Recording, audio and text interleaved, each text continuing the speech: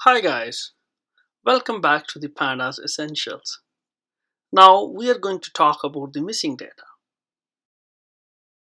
Missing data is very common in many data analysis applications. Pandas has a great capability to deal with missing data. Let's learn some convenient methods to deal with the missing data in Pandas. So let's move on to the notebook and we are going to start working with the same notebook where we left in the previous lecture. So we don't need to import pandas and numpys again. Let's start with creating a data frame with some missing data. I will go and copy the code from the reference notebook and let's run this. So what we are doing, we are creating a dictionary with keys as A, B, C and D. So A has values 1, 2, np.nan. So here we are using numpy's nan and then 4, again numpy's nan. B has all nan values. C doesn't have any missing data, and D we have another missing data 16 np.nan, and we are passing this dictionary to pandas data frame and creating a data frame df from dictionary. So what will happen, the data frame will take A, B, C, D as columns and these lists as the values to the data frame, and it will generate index 0 to 4, which is the numerical index. Let's see how the data frame looks like. Here we have the data frame. We have A, B, C, D as columns. 0, 1, 2, 3 is our numerical index, and A has 2 missing values, B has all missing, C there's no missing value, and D has another 1 missing values. So is null and not null are very useful methods that we can call on our data frame to see if there is any missing data in the data frame. It will return trues and false. Let's call is null on our data frame df dot is null. So we can check the doc string here, and what we see returns a boolean same sized object indicating if the values are null. Let's run this cell here, and here we have false, this is not null, this is not null. 2 nan, this is true. So wherever it is getting nan, it is returning true. So let's call not null on our data frame. Wherever it is getting not null, it is returning true, and wherever it is getting null, it is returning false. Let's output our data frame again. Here we have our data frame A, B, C and D columns. So moving forward, let's call few other functions on a certain column on our data frame and see how they work. So let's see if we call df on column A and what we call sum and see what we are getting. So dfa dot sum equal to 7. So while taking the sum, nan is considered as 0. 4 plus 2 plus 1 is 7. What if we call mean here dot? Let's see how it works. So here is mean.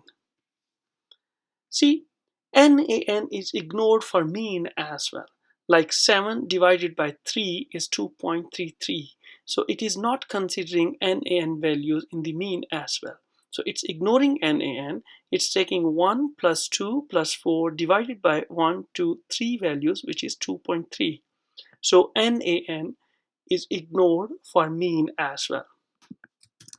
Few more functions which are very helpful. Drop na, we can fill these na values, and this is all about cleaning the data. Drop na and fill na are set of very useful functions that are used in cleaning the missing data.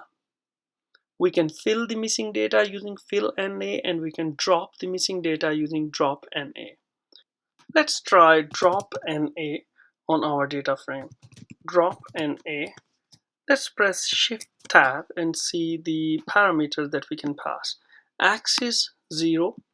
We know axis for rows and columns. So how is any or all? Any is default, so if there is any value which is NA, it will drop that row. Threshold is none. We can give a value here, say threshold is default is none. Int value required that many non-NA values. We can say 3, 2, 1. So if we pass in say 3, all the rows with threshold for non-NA equal to 3 will be in the output. So in place false and true once again for permanent change or not. Let's run this with default parameters. So here we have nothing in the output, only the column. So if we look at the data frame, we have NaN in each row. This is why we're not getting anything in the output. Let's pass in,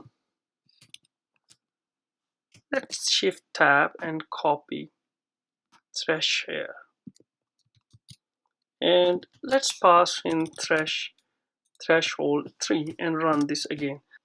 So now we have those rows in the output which has 3 non-NA values. So the default axis is 0. It means this operation we are performing on rows. We can perform drop NA operation on columns as well. In that case, we have to pass in the axis here. So axis equal to 1. Let's delete this thresh here and run this cell here. So we are getting a column that has no NaN value, and this is column C. So we can pass in thresh parameter here as well. Say thresh is 3 and axis is 1. And let's run this cell. We are getting all those columns that are satisfying this condition for thresh equal to 3. Fill NA. We can use fill NA to fill the values in the data frame where we are getting NaN. Let's try fill NA on our data frame. Fill NA. So if we press Shift Tab, we can explore the document string, and we have values which is none. So we can pass in the values that we want in the NaN places. We can use method, and there are a couple of methods like backfill, forward fill, and so on. And if we want permanent change, we can use in place true and so on. Let's pass in value at the moment and see how it works. So value, we can say filled and run this cell. So here we have, wherever we had NaN, we are getting filled. But keep it in your mind, this change is not permanent. If we print df, we are getting the same data frame again because our in place is false. If we want permanent change, we need to pass in place true. So instead of a value equal to filled, we can pass in some kind of, say, mean value for any column like df, and we want to fill mean of column A, and this is going to be mean of column A. Wherever it has NaN, it will fill mean of column A. Let's run this cell. So anywhere where it is getting NaN, it's filling the value according to the given instructions.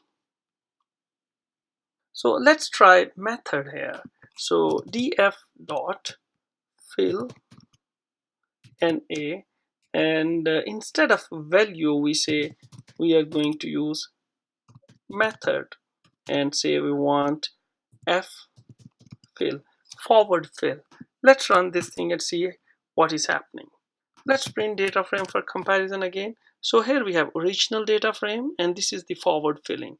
What this f fill is doing, 1 1 2 2, the NaN after 2 is again 2. So this is forward filling. It is taking the previous value to the next NaN value. and the last NaN is 4 now. It is taking the previous value to the next NaN. For B, there is no value, so it's taking NaN. For C, all are already there, so nothing is happening. For D, it's doing the same thing. We can use backfill here as well. Let's pass in B here and rerun this cell. So what's happening now? It's backfilling NaN, the last value, because it's starting for NaN, there's nothing to fill after that, and this value is filled with the previous value as a back.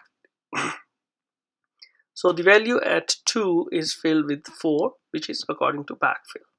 We can pass in our own value actually. You say value equal to 0, so wherever the NaN is, it's going to fill 0. So here it is. So wherever it's getting NaN, it's filling that value as 0. So this was all about handling the missing data at the moment.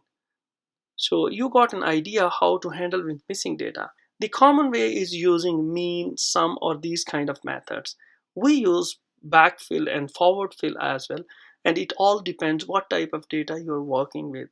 So this was all about missing data at the moment. So in the next lecture, we are going to talk about data wrangling. We will talk about joining, concatenation, etc. See you in the next lecture. I hope you're enjoying this course. This is very overwhelming now. We are getting lots of things in each lecture, and I hope you are following each and every step. Keep it in your mind, stay committed, and try to understand as much as possible. If you need, before moving forward, just revise the lecture so that you have better understanding, as all the lectures are somehow connected to the next lectures. See you in the next lecture. Good luck.